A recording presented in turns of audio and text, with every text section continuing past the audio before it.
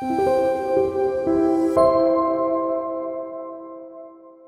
la charla de hoy contaremos con mi amigo y compañero, el doctor Julio Martín, que es Applied Clinical Development and Data Curation Director en Igenomics Headquarters, en Valencia, España, el cual nos dará las últimas claves del papel que va a jugar el estudio del exoma en los test de portadores en la reproducción, ya sea asistida o de manera espontánea. Y dicho todo esto, Julio, por favor, cuando quieras puedes comenzar con tu exposición. Hola, muchas gracias Nasser por la presentación. Buenas tardes o buenos días a todos. Gracias por inscribiros y por compartir, digamos, este momento con nosotros. Trataremos de ser bastante directos a lo que es la información. No vamos a hacer una explicación súper exhaustiva desde un punto de vista de la tecnología, pero creo que podemos hacer una introducción del uso del exoma clínico para los test de portadores, ¿vale? Voy a pasar bueno, ya creo que tengo la pantalla. Bueno, como se ha indicado, pues la sesión va a ir sobre el uso del exoma, secuenciación del exoma, como estrategia para detección de portadores, ¿vale? De enfermedad monogénica. Siempre que estamos en el contexto de test genéticos de portadores o de screening, obviamente hablamos del entorno de las enfermedades monogénicas y en particular de aquellas que tienen una herencia recesiva y en mujeres también ligadas al X, porque son las que van a aportar un riesgo a la descendencia y no conlleva una connotación de impacto clínico para el propio individuo que es portador. Este tipo de enfermedades monogénicas, desde un punto de vista de su descripción, es muy amplio. Hay registradas en entornos recesivas más de 2.000 actualmente. Esto va cambiando, casi podríamos decir, de manera diaria. Se sigue trabajando en el entorno clínico para asociar determinados síntomas, fenotipos, a una causa genética y, como digo, nuevas descripciones van apareciendo. Podemos considerar que la relevancia clínica de estas enfermedades quizás a veces pasa desapercibida en comparación con lo que tenemos la percepción de alteraciones cromosómicas, síndrome de Down típicamente. Tenemos que poner en contexto que tiene un impacto en el conjunto de estas patologías significativo. Depende de los registros, se habla de un 1, un 3, un 0,5%. Podríamos llegar incluso a un consenso de la mayoría o principales colecciones de datos de en torno a 1 o un 3 por cada 1.000 nacimientos. Esto nos lleva a que probablemente estamos en un entorno de entre un 1 o un 2% de parejas que están a riesgo de tener descendencia afectada. Como podéis ver, esto tiene un impacto importante y en comparación, por ejemplo, con el síndrome de Down, que podría estar en torno a unos 700, unos 800. Por tanto, el conjunto de estas enfermedades sin duda es relevante y en este contexto, en un contexto de prevención, es en el que se ha empezado a aplicar este tipo de tecnología de detección de portadores, ¿vale? Con paneles multigénicos y dirigidos a una cantidad de genes definida. Y ha sido toda una evolución. Esto no es nuevo, el cribado de portadores no es nuevo, lleva ya muchos años, pero sí que es verdad que la tecnología post proyecto Genoma Humano pues ha permitido avanzar de manera, diría, astronómica en esta caracterización y el uso cada vez de forma más eficiente desde un punto de vista de coste y clínico, no solo para familias que tenían antecedentes personales y familiares o determinadas poblaciones que se conocía que su ascendencia daba lugar a un alto riesgo. Como digo, no solo en esto se ha ido trasladando a individuos, a personas, parejas sin antecedentes previos. Y de hecho tenemos que tener presente que la mayoría de los eventos adversos tener un hijo, una hija con una de estas patologías, ocurren en parejas, en familias que no tienen antecedentes, porque como comentábamos, estamos en un entorno de herencia recesiva. Quiero hacer una introducción respecto al test de portadores y cómo en general vemos representado el mercado, ¿vale? Yo creo que todos los que estamos aquí presentes sabemos que el objetivo del test de portadores es identificar aquellas parejas que están a riesgo a través de identificar de qué es portador cada individuo. Repito, no lo volveré a decir, estamos hablando de enfermedades monogénicas de herencia recesiva y en mujeres también ligadas al X. En base al estatus de portador en los miembros de la pareja o en aquellos casos que se haga uso de gametos donados, también se hará ese análisis, nos va a permitir establecer si hay alto o bajo riesgo. En el fondo, aunque obviamente el screening se puede hacer en distintas etapas a lo largo de la vida, nos estaríamos enfocando aquí en una etapa reproductiva e idealmente preconcepcional, ¿de acuerdo? De manera que se le pueda proporcionar a la pareja toda la información y opciones de manejar su riesgo. Se podría hacer a nivel prenatal, pero esas opciones pueden estar más acotadas y al final el objetivo, debo decir que en general diferentes partes del mundo cambia lógicamente, pero en general el uso más principal de estas herramientas de cribado está a día de hoy en un entorno de reproducción asistida, si hablamos a escala global, si bien en algunos países, en Estados Unidos particularmente, se extiende a nivel universal, porque de hecho este tipo de nacimiento ocurre en cualquier pareja, se haga reproducción asistida o no, como es lógico, y los beneficios del uso de esta tecnología, de estos test, pues va a redundar en cualquier pareja dentro de su planificación de gestación. Con la información le tenemos que dar una utilidad. Saber que alguien es portador, pues tiene la relevancia que tiene, pero si no hacemos algo con esta información, si no la trasladamos a algo clínico, a un manejo clínico, pues va a quedar meramente en eso, en informar de que alguien es portador. Y probablemente vamos a considerar que asintomático, ¿vale? A escala, digamos, de todos este tipo de enfermedades recesivas ligadas al X.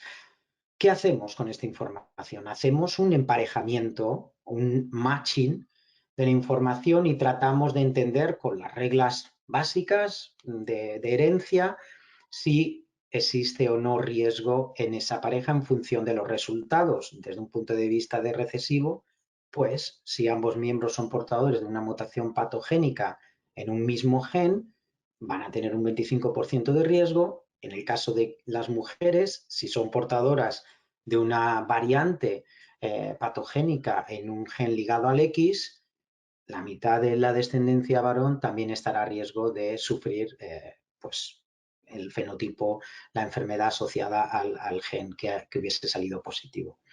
De forma que pretendemos comparar los resultados y establecer si hay este alto o bajo riesgo, mediante una comunicación, obviamente, previo también de pretest de asesoramiento genético y post-test, implementando pues resultados de favorable o desfavorable si se hace combinaciones de gametos donados o riesgo reproductivo elevado en la pareja y recomendación de medidas preventivas tipo análisis embrionario o si no, dependiendo del contexto legal de cada país, pues tratar y hacer el análisis prenatal o en el caso en que no se pueda hacer por ley una vez que se conoce que existe ese alto riesgo para la descendencia, pues análisis embrionario que es conocido seguramente por todos lo que sería el PGTM, un análisis genético de genes monogénicos, ¿vale?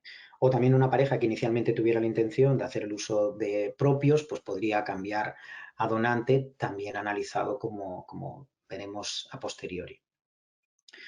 Al final, Este tipo de implementación de test, como digo, está muy centrado en la mayoría podríamos decir, de las regiones de los que estamos aquí hoy en esta reunión, enfocado mucho en IVF, en reproducción asistida, pero debo dejar claro que es un concepto universal, ¿vale? ¿Cómo se ha ido implementando gracias a la tecnología este tipo de análisis? Pues bueno, se ha pasado, antes lo he comentado brevemente, del análisis gen a gen o de un pequeño grupo de genes, incluso en algunas poblaciones concretas, determinadas variantes, se ha pasado a realizar cribados extendidos. Es un concepto de detección simultáneamente de cientos de genes, ¿vale? Varios cientos de genes, podríamos decir. Y, y el panorama, debido a el panorama de la implementación de esto, ha sido un poco, pues bueno, adaptado primero por compañías comerciales, principalmente, y cada una de ellas en base a determinados criterios iniciales, bien de la tecnología de uso, de la población a la que se dirigía, pues ha ido escogiendo unos paneles. ¿Vale? Esos paneles, por tanto, varían, pues un proveedor puede escoger 150, otro 300, 400, 200, y no necesariamente significa que el que tiene 400 pueda incluir el resto que tengan 100, 150, 200. Es decir, que no solo varía la cantidad, sino que el contenido en sí mismo puede ser y es de hecho diferente, de manera que al final es aditivo en una parte importante de lo que componen este tipo de paneles monogénicos. ¿Vale? Al final, creemos que esto está ocasionado por un par de aspectos que son los que están principalmente promocionando esto. El primero podríamos decir que desde un punto de vista de las recomendaciones profesionales, obviamente no existe, primero porque puede ser dirigido a distintas poblaciones, pero la realidad es que al menos a día de hoy no hay una lista cerrada de qué patologías se deben de incluir, ¿vale? Lógicamente podría variar entre poblaciones, pero ni siquiera hay una población en concreto que se haya cerrado. Quizás podríamos decir la de población de ascendencia judía askenazí sí tiene más o menos acotado las patologías en las que el cribado es aplicado, ¿vale? Aunque aún así puede haber un determinado rango.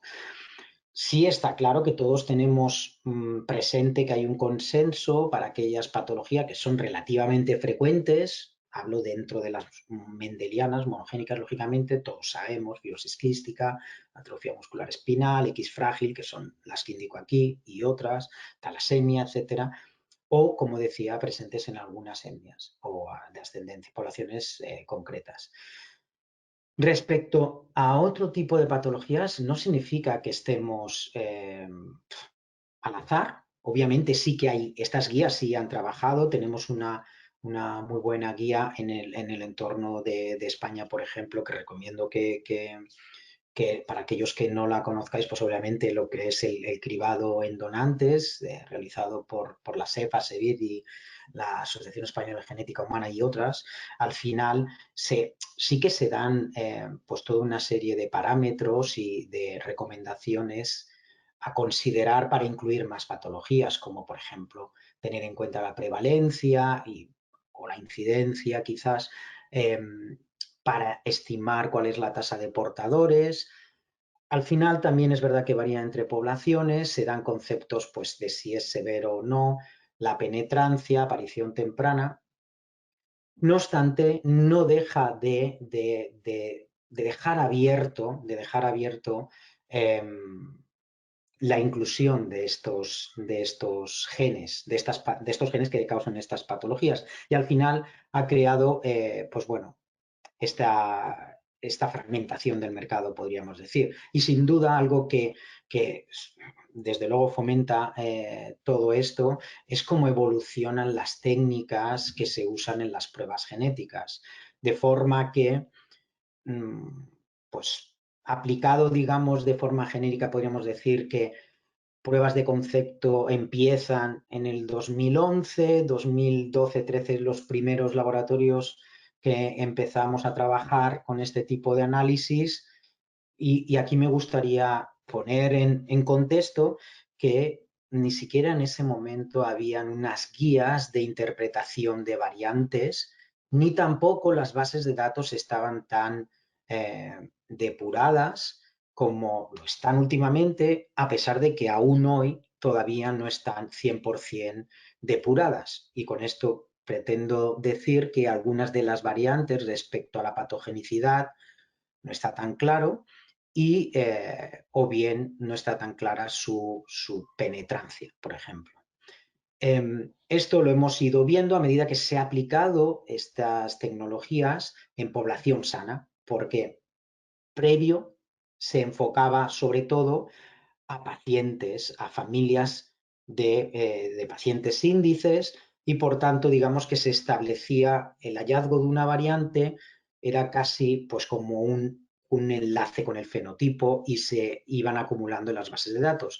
Después hemos ido viendo a medida que se han ido implementando no solo la aplicación de esto, sino a nivel de investigación, proyectos de los 1000 exomas o Genoma ID que acumula toda una serie de datos de genomas de individuos sanos, por frecuencia hemos ido viendo que algunas de las interpretaciones en el entorno de patogenicidad no estaba tan clara porque no cuadraba con la prevalencia de la enfermedad y la frecuencia de esas variantes cuando se analizaba a gran escala en esos estudios a nivel poblacional. Aquí podemos tener unos de los principales proveedores por concentrar el esfuerzo. La parte de la tabla superior está en el, digamos, puedo decir, el mercado americano y la parte europea estaría en azul en la siguiente tabla. Vemos que el número de genes es variable y, como decía antes, no está contenido uno en el otro, lo cual, como digo, se crea una fragmentación de mercado y a pesar de que todos tratamos, lógicamente, de seguir las mismas guías y con un objetivo que es acabar evitando tener eventos adversos como es lógico. ¿Vale? En algún caso va dirigido a determinadas poblaciones y justifica que estén unos y no otros. Y en otros, pues es, como decía, el uso de la tecnología, la posibilidad de ofrecer un análisis y también dependiendo de a quién ofreces ese análisis, si es a nivel internacional o estás concentrado en una población, pues sin duda tratas de establecer paneles que podríamos decir panétnicos, que incluyan todos los genes que puedan tener relevancia a las distintas poblaciones a las que puedas abordar. Y luego, una vez que están en estos paneles, aunque la probabilidad de algunos de los genes sea baja o relativamente muy baja, el hecho de tenerlo y siendo que no añade un coste desde un punto de vista del proceso, pues se facilita también o se puede facilitar esta información. No obstante, al menos en la actualidad, la mayoría de estos análisis se están haciendo con el uso de paneles multigénicos, que son paneles cerrados. Paneles vienen a ser diseño de sondas que van a capturar información para el número de genes que cada uno decide que va a querer secuenciar y reportar en caso de encontrar un hallazgo, una variante patogénica. Al ser paneles cerrados multigénicos y al tener contenidos distintos y como todos sabemos debido a la movilidad de los pacientes y el uso de este tipo de test en una zona u otra puede ser distinto tipo de test, pues complica un poco lo que sería una compatibilidad, es decir, lo que he visto aquí tú también lo has mirado en este otro, si no, si es que no, ¿qué tengo que hacer? Voy a tener que volver a resecuenciar, etcétera. O sea, esta fragmentación per se no sería muy problemática, excepto que estuviéramos cometiendo un error de no incluir determinados genes, pero sí que lleva un problema del uso de la información cuando en un mercado en concreto coexisten 3, 4 o 5 proveedores con relativa representación y al final esta movilidad de pacientes complica el matching. ¿Vale? Esto lo podemos ver aquí, representando un poco tres tipos de test del mercado americano y representa lo que tienen en común y a los lados lo que es exclusivo para cada uno de esos test. En el mercado americano, que tiene cierta homogeneidad dentro de lo que cabe, pues bueno, la parte común respecto al panel pequeño versus el grande es relativamente, podríamos decir, podríamos estimar en torno a un 80% aproximadamente. El mercado europeo y en concreto también en España, que es un mercado relativamente potente realmente desde un punto de vista del uso de reproducción asistida y del uso de los test de genética por grandes proveedores de este tipo de servicio, vemos que esta fragmentación es más causa una heterogeneidad superior, ¿vale? Aquí están representados de nuevo 3 test del mercado y al final lo que hace es, bueno, pues tenemos secciones exclusivas que están en los extremos y un núcleo central que podría estar en torno al 40 o el 60% en función de en función de los test que estemos comparando uno a uno. Por tanto, esta fragmentación complica lo que sería, como he dicho, el emparejamiento de la información y es obvio que una pareja que ambos mantienen gametos en un entorno de reproducción asistida, para simplificar, lo que mantienen gametos, ambos se van a hacer el mismo test y en principio igual contenido y se hará un emparejamiento adecuado y el resultado será favorable o desfavorable, de alto riesgo, en función de los hallazgos que tenga cada uno de ellos. Pero también sabemos no solo esta movilidad, sino que pues, bueno, pues se puede intentar con gametos propio, un ciclo, 2 ciclos, 3 ciclos, o al final cambiar a, por ejemplo, tomar la decisión de cambiar de gameto para mejorar las opciones de conseguir la gestación, y aquí ya puede introducirse algo, ¿no? Puede que el banco no esté en la propia clínica y el banco en el que pueda proveer de esos gametos pues tenga realizado a los donantes otro tipo de test y aquí es donde se empieza a complicar. Tal como vemos la evolución de la tecnología, consideramos que una estrategia que puede permitir solventar esta complicación, esta fragmentación del mercado, vendría a ser, en lugar del uso de paneles multigénicos, el uso de la secuenciación del exoma completo, lo que en inglés todos conocemos, whole exome sequencing.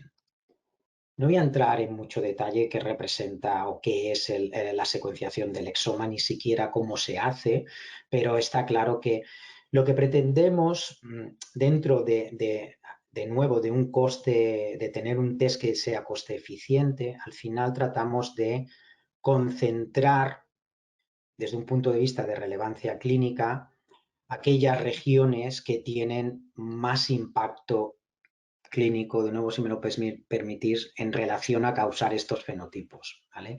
Y cuando pasamos del genoma completo, porque aquí uno podría preguntar, ¿vale? ¿Y qué analizamos? Podríamos analizar el genoma, está mejorando muchísimo, coste, la relación coste-beneficio, pero todavía dentro de lo que estaríamos en el entorno de screening no hemos llegado ahí. Sin duda, a mí personalmente no me cabe de que vamos a acabar llegando, no me cabe duda. Al final, el tema lo podríamos acotar haciendo lo que se puede decir algo selectivo, lo que en inglés se conoce como targeting. Obviamente vamos a escoger el qué. El multigene panel es un targeting, no es algo selectivo cerrado al número de genes que se decide por los parámetros que sea escoger en un panel. Para tratar de solventar los problemas de compatibilidad, una buena aproximación, digamos, el targeted o la parte cuando hacemos una selección del genoma más grande que podríamos hacer a día de hoy, coste eficiente, podríamos hablar lo que es el exoma, que es un análisis de miles de genes, en realidad, ¿vale? Son, obviamente, la parte, en este caso, del codificante de los genes codificantes de proteína, las partes propiamente que codifican los aminoácidos, que son los exones. Ya sabemos todos que la estructura de un gen pues, tiene regiones A5', A3', luego tiene exón, intrón, y son las cajas de los exones lo que acaba codificando para los aminoácidos. Por tanto, la secuenciación de todos estos exones, de todos los genes codificantes de proteína del genoma humano, junto a otras regiones de interés, estas regiones de interés pueden ser perfectamente regiones intrónicas en las que se conoce que hay una variante patogénica de enfermedades relativamente frecuentes y se incluyen dentro de, generalmente, kits comerciales de captura del exoma, o bien, como es obvio, regiones de corte y empalme o de splicing entre exón e intrón, porque también son críticas y aportan un valor de utilidad clínica muy importante. El objetivo al final es reducir la cantidad de genoma que secuenciamos, y tanto se reduce que aproximadamente, aunque no hay una única definición de exoma, pero podríamos resumirlo como que el rango del exoma puede estar entre un 1 y un 2%. ¿Vale? El objetivo, sin duda, es el mismo que el del multigene, es identificar variantes patogénicas que sean baja o de muy baja frecuencia. El exoma es cierto que está su utilidad o su uso actual, aunque ya hay estudios de las ventajas del uso del exoma en entorno de cribado, no deja de ser que el uso principal sigue siendo como una prueba diagnóstica en entornos de tratar de confirmar un diagnóstico clínico. No obstante, como digo, aporta unas ventajas que en el entorno de cribado y tal como vemos la fragmentación del mercado, pues puede facilitar escenarios de matching. Especialmente también en aquellos mercados que se utilice y en el entorno de reproducción asistida donación de gametos. El WES tiene muchas ventajas, el Whole Exome Sequencing tiene muchas ventajas, también tiene limitaciones, como es lógico. La mayor sensibilidad nos la aporta a la hora de detectar variantes de cambio de un único nucleótido o pequeñas inserciones o deleciones. ¿Vale? También es posible realizar análisis. A ver, aquí podría entrar en un detalle de qué tipo de secuenciación se utiliza. Creo que se nos escapa un poco del objetivo de hoy. Podríamos estar hablando de secuenciación de lecturas cortas o de lecturas grandes, y ahí, pues bueno, el análisis de las sensibilidades desde un punto de vista de otro tipo de variantes pues puede variar respecto a lo que mayoritariamente se está utilizando a día de hoy, que son las lecturas cortas, short reads, ¿de acuerdo? De secuenciación, fragmentos cortos, se secuencian 200, 300 nucleótidos y a partir de ahí se analizan y se determina la presencia o no de estas variantes. Pero sí es cierto que dependiendo de conceptos de profundidad y de uniformidad de la cobertura en determinadas regiones para determinados genes, mediante análisis bioinformáticos, bueno, todo esto lleva asociado análisis bioinformático también para las SNV, sí que podríamos detectar pues bueno, variantes estructurales tipo copy number variation, que sabemos que prácticamente todos los genes hay un porcentaje de alelos patogénicos que se deben a este tipo de variantes. Por tanto, incluirlas sin lugar a dudas va a aumentar la sensibilidad de estos test y por tanto va a reducir el riesgo residual al final una vez tengamos un resultado negativo. Cuando hablamos de cribado, podríamos también hablar en el entorno diagnóstico, si queremos abordar este tipo de variantes que se nos pueden escapar en la secuenciación masiva, tenemos que tener presente que, por tanto, que las metodologías no solo va a ser la secuenciación, casi con toda seguridad, en cualquiera de los análisis de los test de portadores.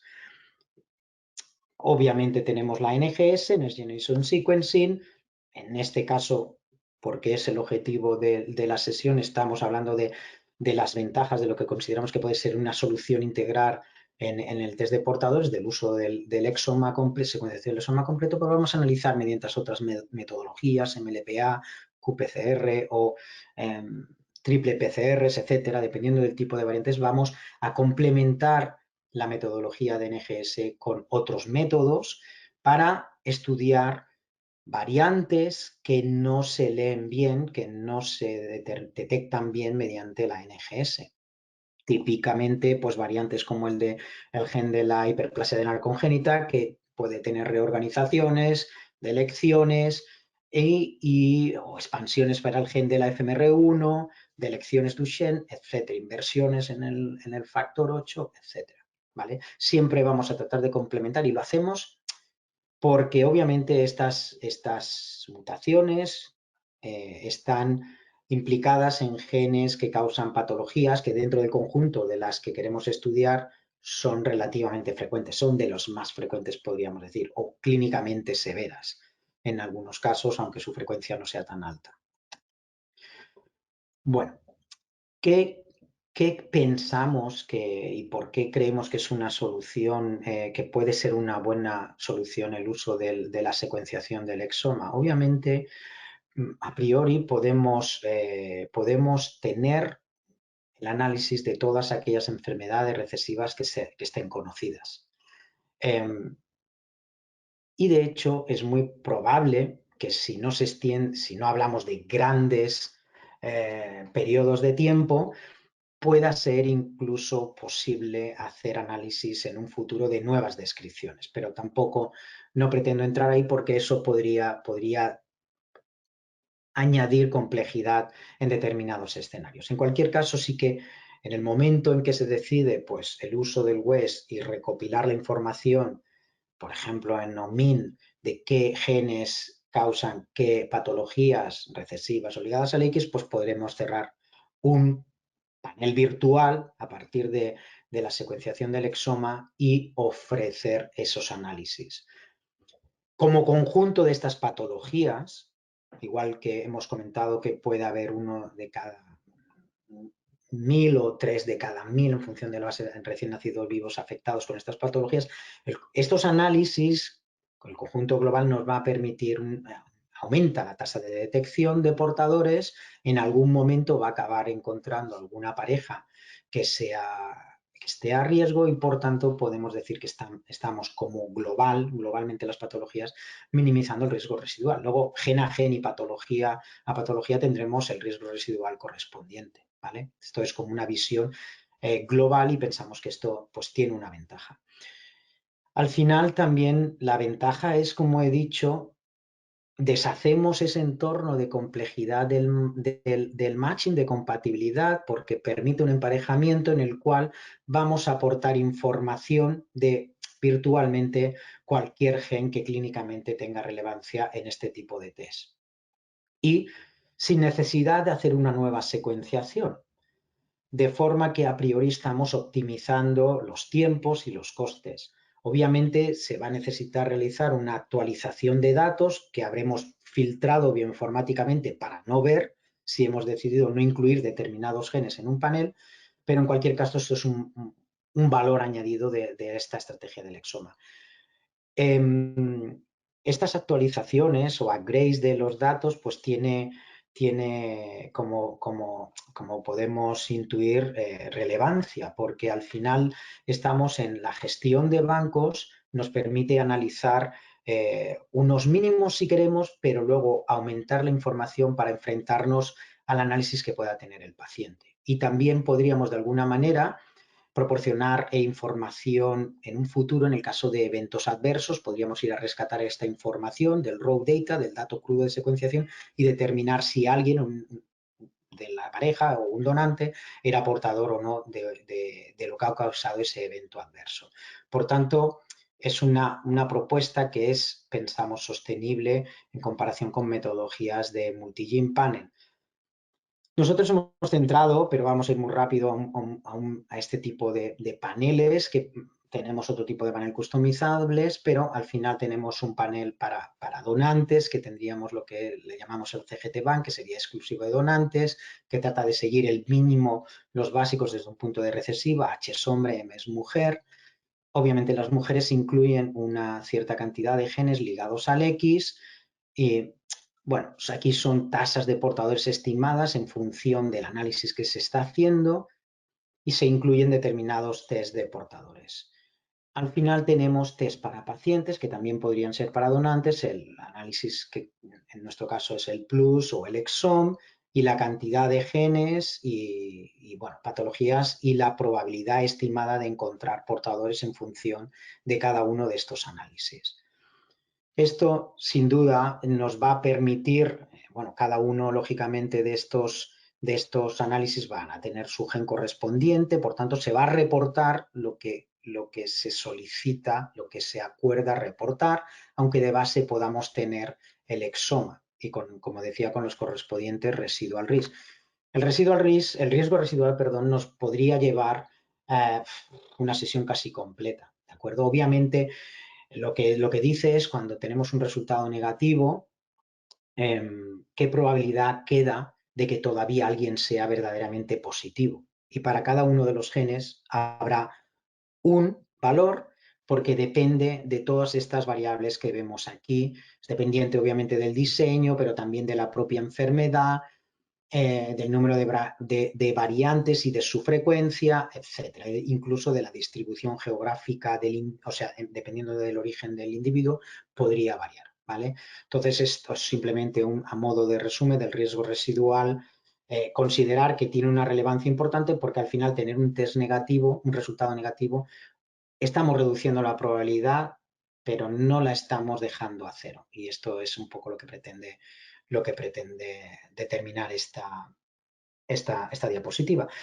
Bien, ¿qué ocurre cuando trabajamos con Exoma, con un panel virtual y lo queremos comparar contra otros que puedan tener paneles cerrados? Al final, las propias listas de los genes, cuando queremos hacer una comparación 1 a 1, podríamos resumir el grupo de genes en estos grupos que vemos aquí. El grupo A de genes, aquellos que están en común entre dos Ts, el grupo B los que son exclusivos de uno y el grupo C los que son exclusivos del otro. En el caso en el que estemos haciendo secuenciación de exoma, la sección C básicamente significa que no la hemos reportado, pero sí la hemos capturado y por tanto nos va a permitir utilizar esa información si es necesario.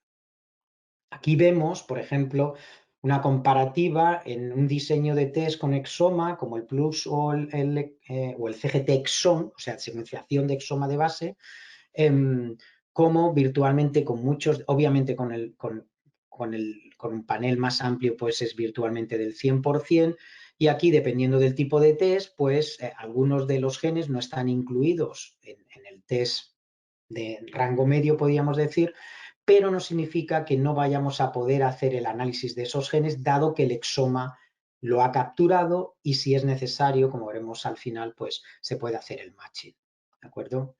Esto es lo que viene a representar.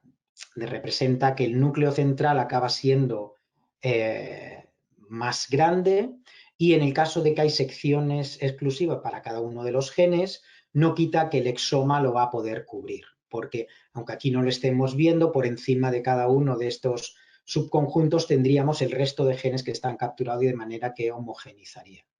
En el mercado americano es más homogéneo y en el caso del diseño, en nuestro caso del CGT Plus frente a otros test, pues ya están completamente incluidos. Bueno, ¿qué utilidad? Así como hemos visto la utilidad respecto a los bancos, ¿cómo vemos esta aproximación? Pues bueno, uno puede decidir virtualmente qué genes incluir a pesar de estar capturando todo el exoma y por tanto cumplir de alguna manera las pautas o recomendaciones mínimas que sean exigibles como para manejar desde un punto de vista de calidad, entendida como la prevención de eventos adversos, pues como digo, con un test podríamos llamarlo básico de entrada, pero sabiendo que a posteriori, cuando sea necesario la información, la vamos a poder utilizar de forma ciega o abierta si es que así se quiere, para hacer matching contra paneles superiores. De forma que podemos decir que un análisis básico de donantes con un test realizado con secuenciación de exoma es virtualmente compatible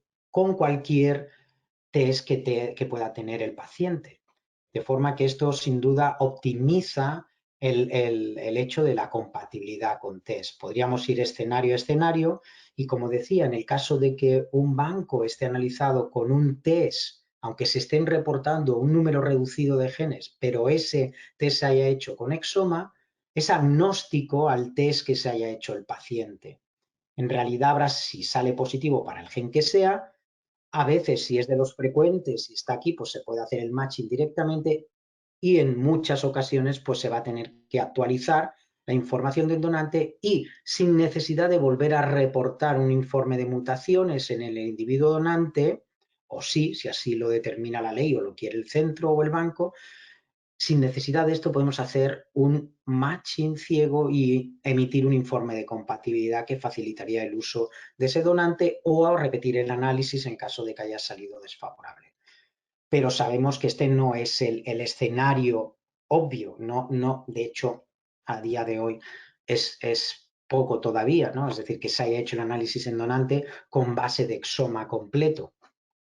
Bien, nos vamos a encontrar con distintos escenarios, como por ejemplo este. Imaginemos que aquí el paciente está hecho con un test basado en exoma completo, que es la secuenciación. Al final el donante otro tipo de test en base de multigene. Este es un escenario fácil. Al final, si separamos los contenidos en esos grupos que hemos dicho, es si las secciones exclusivas para cada uno de los test son negativas, pues es comparar A con A y por tanto es un informe de compatibilidad directo. Es como haber hecho realmente el mismo test y esto es un escenario fácil de manejar.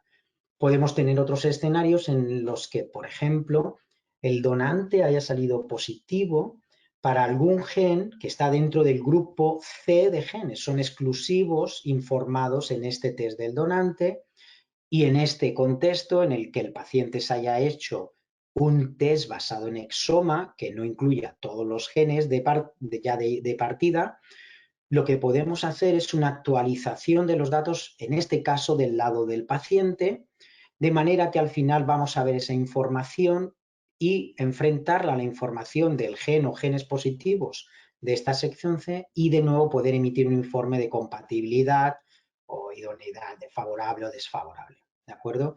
Por tanto, tener a un lado o a otro la secuenciación de exoma para reportar un test de portadores nos está facilitando todo este tipo de análisis. Obviamente no todos los escenarios van a ser tan directos como lo hemos visto, podemos encontrarnos en este otro escenario también, en el cual el paciente que tiene un test basado en exoma ha salido positivo a un gen que no se analizó en un donante o una donante que tenía un panel multigénico y por tanto no podemos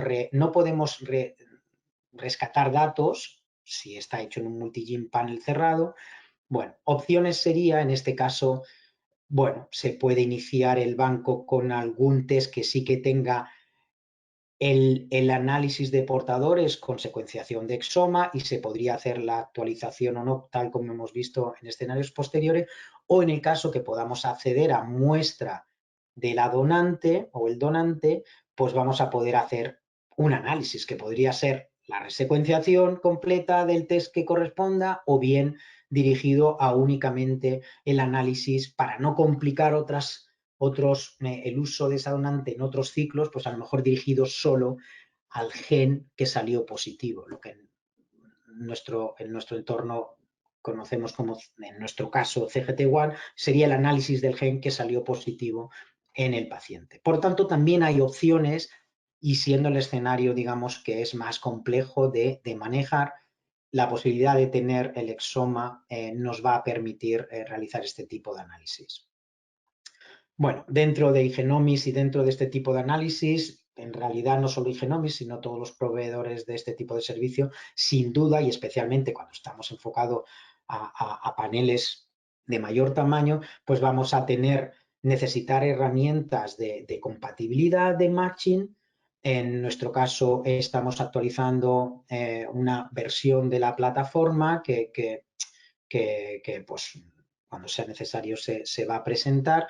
Y por otro lado, lógicamente, va asociado a un equipo de asesoramiento genético que va a proporcionar realmente, facilitar la gestión de la información, que no debe de verse como un inconveniente, sino como todo lo contrario, facilitar medidas preventivas en el caso de que se establezca que existe alto riesgo para la pareja.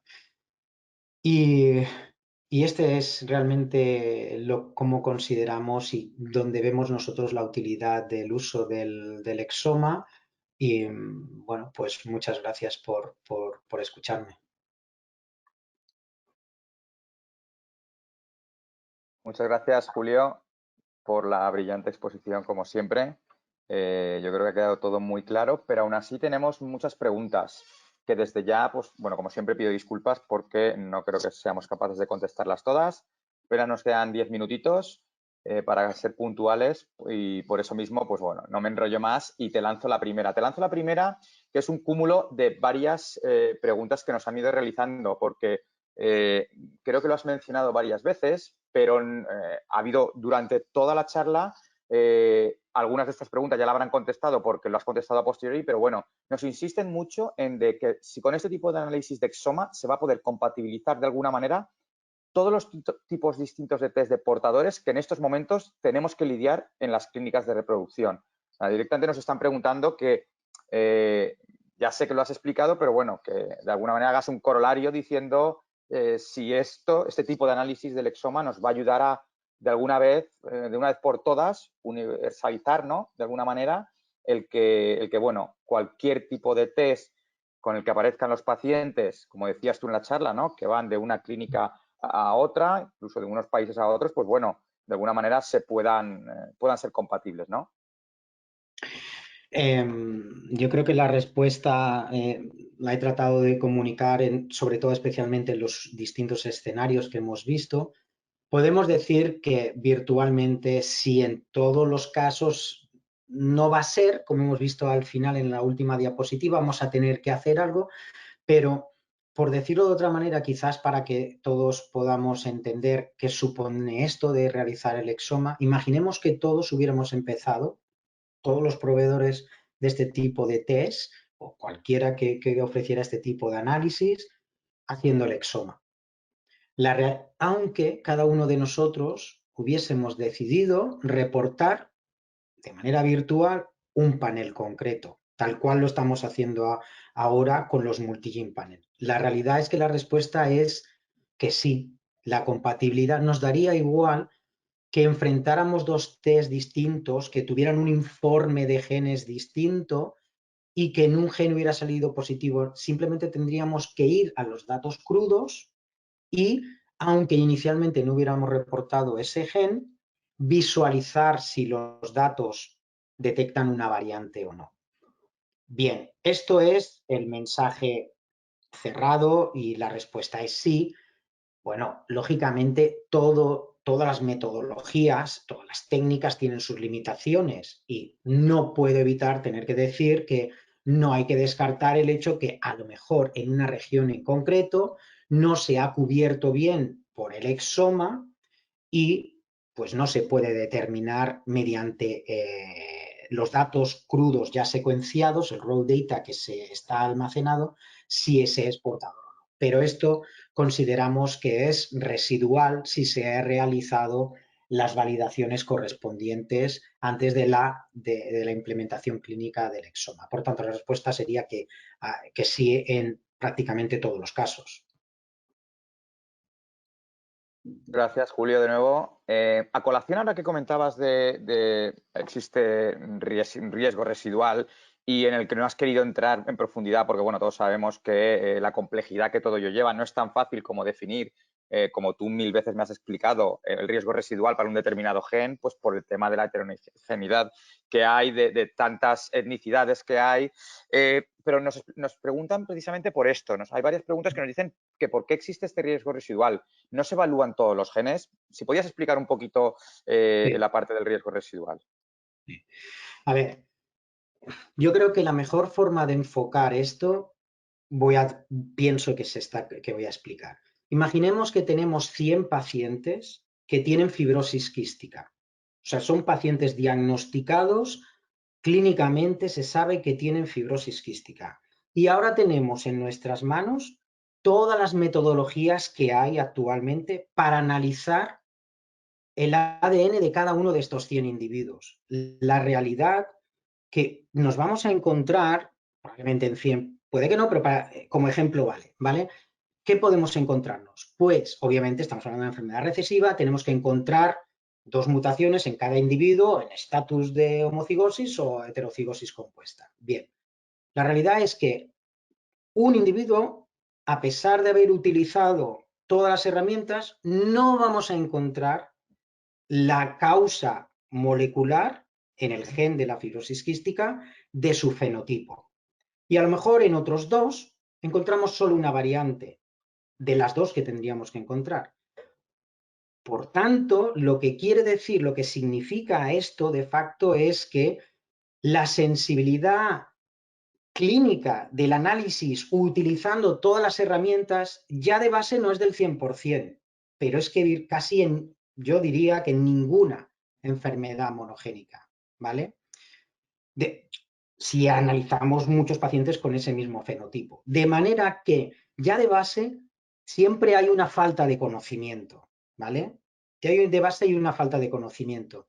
Y luego no utilizamos todas las herramientas a nuestra disposición cuando analizamos un test de portadores, porque podemos utilizar todas esas herramientas cuando estamos en un entorno de diagnóstico, pero no en un entorno de cribado, porque pretendemos que sea coste eficiente. Por tanto, además de esta limitación de base de conocimiento, le vamos a añadir, si yo, por ejemplo, sé en este mismo grupo de 100 individuos, he encontrado que hay 3 individuos con una variante patogénica que se debe a una gran delección completa o parcial del gen de la fibrosis quística y yo en mi test de portadores realizo secuenciación y con la secuenciación no soy capaz de detectar este tipo de variantes, lógicamente, aunque a mí el resultado me salga negativo, yo sé que en algún momento algún individuo que ha tenido un resultado negativo con mi analítica puede ser verdadero positivo de esta variante que yo no he analizado, que es debido a una gran delección. Quizás me estoy enrollando mucho, pero lo que trato de contextualizar es, tenemos limitaciones de conocimiento y luego las técnicas tienen sus limitaciones particulares y podríamos entrar en mucho más, pero es extenderse. No es lo mismo que una variante sea muy relevante, un hotspot en un gen, a que haya miles de variantes. Y en el concepto del riesgo residual, además es muy complejo de trasladarlo, porque tenemos que tener en consideración que, bueno, pues todavía estamos añadiendo conocimiento cada día y no en todas las poblaciones y no para todas las patologías, la incidencia y por tanto de ahí derivar la tasa de portadores está tan clara. Y de hecho, cuando uno va a las bases principales, uno puede ir a UMIN, puede ir a otras bases de datos, incluso a fuentes de grupos de pacientes o de variantes y puedes encontrarte para la misma enfermedad incidencias de 1 entre 5.000, 1 entre 10.000, que ya per se es un rango amplio, y o entre 1 en 50.000 para la misma patología en nuestra base. Entonces, eso ya de base cambia la tasa de portadores y en función de la tasa de detección del test vas a tener un riesgo residual. Es muy complicado y por eso no he querido introducir de forma, pero yo lo resumiría con lo que he introducido, tenemos falta de conocimiento y obviamente tener un riesgo residual no significa que el test esté mal. Vamos a considerar que no significa, asumimos que está bien hecho, ¿de acuerdo? Pero siempre va a quedar. Y perdón por Perfecto, Julio. Nada, gracias de nuevo. Continuamos con una pregunta también que nos han hecho varios participantes, que es, ¿qué ocurre con las variantes de significado incierto si las estamos reportando? Y también, ¿quién realiza las actualizaciones del análisis del exoma? A ver, desde un punto de vista de así, una variante que es incierta en los test de portadores no se reporta. Inicialmente se consideró reportar y se reportó, especialmente en el entorno de donación, por el hecho de la posibilidad de, si imaginemos, una donante mujer era portadora de una variante incierta, ¿vale? Una BUS, y el paciente que mantenía el gameto era portador de una patogénica, La posibilidad de tener descendencia con esa combinación en heterocigosis podía dar lugar a un evento adverso, podría ser, porque muchas inciertas o algunas inciertas pueden acabar siendo probable patogénicas o patogénicas, y por tanto ahí se implementó como el uso de este tipo de variantes, pero se ha dejado de utilizar. Estamos hablando del 2013, 2014. A partir del 2015, con el paper de Richard Seltor, aparece desde la CMG toda la forma de, digamos, interpretar las variantes con distintos criterios de patogenicidad o benignicidad, y en general, aunque esas guías están enfocadas en un entorno de diagnóstico clínico, se han extrapolado aquellos criterios, aquellos valores que se pueden utilizar en el cribado para realizar la categorización de las variantes, y para resumirlo se reportan solo patogénicas o probable patogénicas, pero no inciertas. Gracias de nuevo, Julio. Tenemos aquí un buen amigo tuyo, el doctor Pérez Aites, que nos está preguntando si conoces algún país donde se está ofertando a la población general los test de portadores, que cree haber leído algo de que en Australia se estaban ofertando. ¿Sabes algo al respecto? Hombre, se han hecho estudios pilotos, pero yo diría que la población que realmente más está accediendo a los test de portadores, fuera del, además del... Desde la sanidad pública, Julio. De la sanidad pública se han hecho estudios pilotos y sí se hacen algunos, pero normalmente son con criterios más contenidos desde un punto de vista de la inclusión de genes. A nivel de cribado con paneles expandidos, más allá de pruebas de concepto, no soy conocedor de si se está aplicando. Por ejemplo, en Australia realmente, pues esa información no la tengo. Gracias de nuevo, Julio. Nos dicen también cómo abordaríamos los pseudogenes mediante WES. Bueno, los pseudogenes complican lo que diríamos la llamada, en inglés el call de las variantes, porque pueden dar lugar a falsos positivos, porque el análisis yo diría que debe de hacerlo de forma personalizada esto va a variar en función del kit de captura, y en el fondo tú vas a tener que tener tus propias validaciones, vas a tener en cuenta temas del balance alélico, digamos que en un entorno de heterocigosidad el teórico sería 0,5, la realidad es que esto no ocurre ni siquiera cuando no hay un pseudogen, pero sí que podemos tener valores de 0,35, 0,40, 0,47. Por tanto, uno puede establecer, cuando ocurre cuando hay presencia de un pseudogen, lo que puede ocurrir es que el allele balance, este ratio, pues puedas ver como un call, algo positivo, una variante positiva potencialmente, con un balance alélico de 0,18, 0,15, ya te está intuyendo. Al final tienes que ir al raw data, al análisis, para poder determinar en función de los reads, bueno, si la región tiene muchos artefactos, etcétera. Al final tienes que personalizar el análisis y además tienes que hacer tus propias validaciones de, bueno, pues en este entorno yo creo que esta variante, esta balance alélico no es positivo. Esa misma muestra, pues analizas mediante Sanger o el test que tengas disponible en función del gen que corresponda, y validas, y en base a eso reportas en un futuro en las siguientes muestras. Y esto, como digo, es muy dependiente del kit de captura que se esté utilizando. Es decir, que un gen con pseudogen en un kit puede que no dé problemas y en otro kit sí, y al contrario para otros genes. Gracias de nuevo, Julio. Estamos ya fuera de tiempo, pero están entrando tantas preguntas que no me resisto a hacerte por lo menos un par más. ¿De acuerdo? Nos preguntaban si, con arreglo a las BUS, ¿vale? Si encontramos a un integrante de la pareja positivo para una variante patogénica, si el paciente es negativo, ¿se podría pedir la revisión de BUS?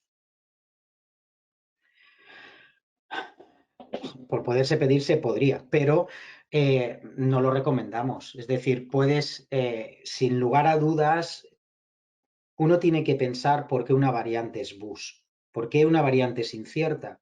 Y al final una variante es incierta porque no hay evidencias clínicas de su patogenicidad y desde luego tampoco las hay de sus efectos funcionales en la proteína. En un entorno de cribado no podemos entrar en la parte del efecto funcional, realizar ensayos de investigación para determinar cuánto afecta esa variante a la función de la enzima, de la proteína, desde luego no podemos. Y si no tenemos datos clínicos que sustente el hecho de la probable patogenicidad o patogenicidad, reportarlo lo que nos está haciendo es aumentar en la mayoría de los casos los falsos positivos, que ya en algunos casos, en aquellas variantes que son probable patogénicas, ya hay cierta conflicto de interpretación y ya hasta que no se depuren todavía más las bases, ya se puede estar introduciendo. Para el que quizás no lo pueda saber, una variante probable patogénica se reporta en este tipo de análisis y según las definiciones, pues bueno, estaríamos hablando, aunque esto es pues un valor que a mí me resulta muy difícil de cómo analizarlo, pero es lo que se dice por expertos, representaría que en el 90% de los casos causa patogenicidad, por así decirlo. Es que estamos casi 100% seguros de que es patogenicidad. Nos falta muy poquito de confirmarlo. Algunas de estas acaban siendo BUS. Por tanto, si incluimos las BUS, vamos a dar falsos positivos y al final se traslada en un manejo clínico de ese paciente de otra forma, que puede ser cambio de gameto, que puede ser un tratamiento con diagnóstico embrionario o incluso llevarlos a un diagnóstico prenatal. Por tanto, no lo recomendamos. En algún caso particular que pueda haber ciertos antecedentes, etcétera, puede ser, pero eso es caso a caso y en muy pocos casos. Estupendo, Julio, perfectamente claro. Insisto que tenemos muchas preguntas, pero estamos fuera de tiempo, con lo cual te voy a hacer la última, si te parece. Que es que nos preguntan si es que hay diferencia entre WES y Clinical Exome. Sí que hay diferencia entre WES y Clinical Exome. Clinical Exome viene a ser los genes del genoma para los que ya hay conocimiento de que cuando se alteran causan un fenotipo. Si uno va a las bases de datos, por ejemplo, OMIN, la base de OMIN es lo que es sobre todo, es una base de genes. Y luego, para algunos de estos genes, hay además información de la base molecular y de los fenotipos que causa cuando ese gen tiene determinadas variantes. Si vemos y sabemos que aproximadamente, porque esto también hay mucha confusión, en el genoma humano hay muchos genes, pero los genes codificantes de proteína, que todavía no está cerrado, no llegan realmente, según los últimos datos, a 20.000, ¿vale? Pero por redondear vamos a decir que codificantes de proteína hay 20.000 genes. De esos 20.000 genes, a día de hoy solo un 25% tenemos datos de que cuando se alteran, aproximadamente 5.000, 6.000 genes, cuando se alteran causan un fenotipo. El resto son genes porque sabemos que tienen estructura de gen, pero no sabemos si están implicados en determinadas patologías. Seguramente hay redundancia y desde luego hay nuevas descripciones. Por tanto, el Clinical Exome lo que captura es menos cantidad del genoma. Solo recoge los exones de los genes codificantes de proteína para los que ya haya una clara asociación de interrupción del gen por una variante y fenotipo asociado. El resto, los otros, por redondear, 15.000, se capturan, además de estos otros, cuando se hace el whole exome, el exoma completo. Esas son, podríamos decir, las dos diferenciaciones. El clinical exome también se llama muchas veces el medical exome, pero el medical exome puede ser una virtualización del whole exome. Pues estupendo, Julio. Gracias de nuevo por la explicación. Yo creo que ha quedado medianamente claro. Y nada más, te voy a pedir en un minutito, 2 o 3 a lo sumo, que nos hagas un poquito el resumen de lo que nos has querido contar hablándonos de la importancia de que el exoma lo tengamos o lo utilicemos como base para estos test de portadores que, bueno, que de alguna manera nosotros mismos hemos vuelto un poco locos a todos los clínicos que se están viendo cada vez más con parejas que vienen con estos tipos de test. Y como decías también, no necesariamente solo para pacientes de reproducción, sino que cada vez más parejas en edad reproductiva pues, optan por este tipo de test porque, bueno, que sabemos que hay un riesgo asociado y que es importante hacerlo. ¿Cuál sería tu resumen final de la charla, Julio? Bueno, pues el resumen sería que todos sabemos que existe un mercado de alta fragmentación desde el punto de vista de test de portadores. Desde luego es un campo en evolución como lo es el entorno diagnóstico. Las técnicas, las metodologías asociadas a nuevas técnicas avanzan, digamos, de forma constante también diariamente y nos permiten utilizar aproximaciones que hace 5 años eran impensables en este entorno del cribado. El exoma, y yo diría que aunque tiene utilidad, por supuesto, en parejas que mantienen sus gametos o en parejas fuera de la reproducción asistida, tiene una gran utilidad cuando estamos hablando del uso de donantes, porque, de nuevo, al final permite analizar estas donantes con este exoma de base y permitir enfrentar la información frente a cualquier resultado que pueda tener un paciente que quiera hacer uso de esos gametos donados. De forma que no tenemos que estar pendientes de qué otros tipos de test existen en otras clínicas, en otros países. Si nosotros tenemos un análisis de exoma, vamos a poder hacer una compatibilidad del 100%, porque es agnóstico a lo que pueda tener el paciente. Y este sería un poco las ventajas de, creemos, que yo diría, yo trasladaría el hecho de utilizar el exoma como estrategia de cribado y a día de hoy ya con un coste contenido prácticamente equivalente a los de Multigene Panel, nos permite ofrecer esta solución para facilitar, desde luego, disminuir de manera significativa la complejidad actual del uso de esta información. Estupendo, Julio. Pues bueno, gracias de nuevo por la brillante lección, como siempre. Mira que te he escuchado a veces y no me canso de oírte.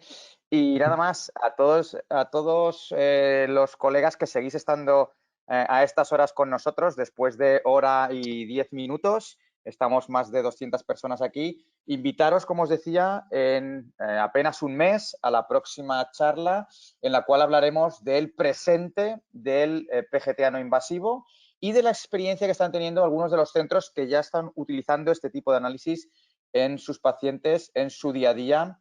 Así que muchas gracias de nuevo, gracias por toda vuestra atención y os esperamos muy pronto. Buenos días, buenas tardes y buenas noches a todos. Muchas gracias, Julio. Muchas gracias, un abrazo a todos y todas.